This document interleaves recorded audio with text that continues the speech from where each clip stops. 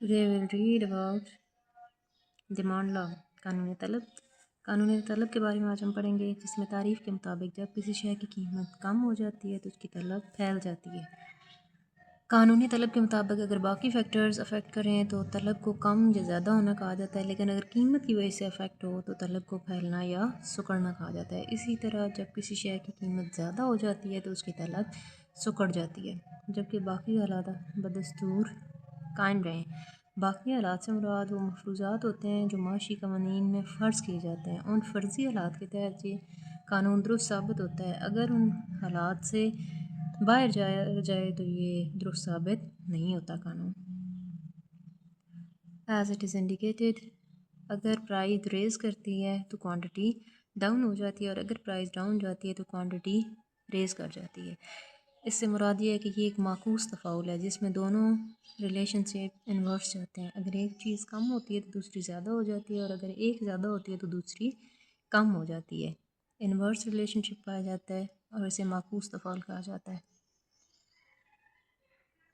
अगर इसके स्लोप को डिस्कस किया जाए तो राइट साइड पे एक्स एक्सिस पे क्वांटिटी डिमांड ली जाती है और वाई एक्सिस पे प्राइस मेंशन की जाती है।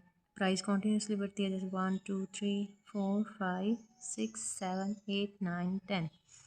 और अगर राइट साइड पे क्वांटिटी डिमांड ली जाए तो वो 20-20 के गैप से ली जाती है, 20 40 60 80 100 एंड 120। अगर क्वांटिटी प्राइस कम हो, 9 से 8 पर आए तो क्वांटिटी ज़्यादा हो जाती है। अगर प्राइस और कम हो जाती है, 7 6 पे आती है तो क्वांटिटी रेज़ करके 40 60 पे चली जाती है।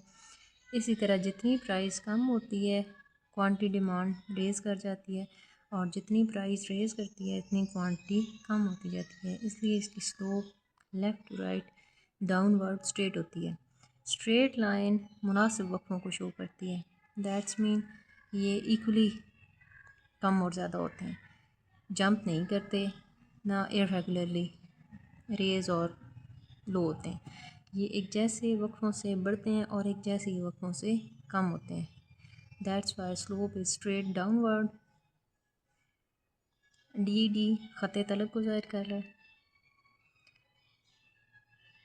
जो कि लेफ़्ट टू राइट गिर रहा है और एक मुनासिब वक्फ़ों से गिर रहा है, इसलिए ये बिल्कुल स्ट्रेट है।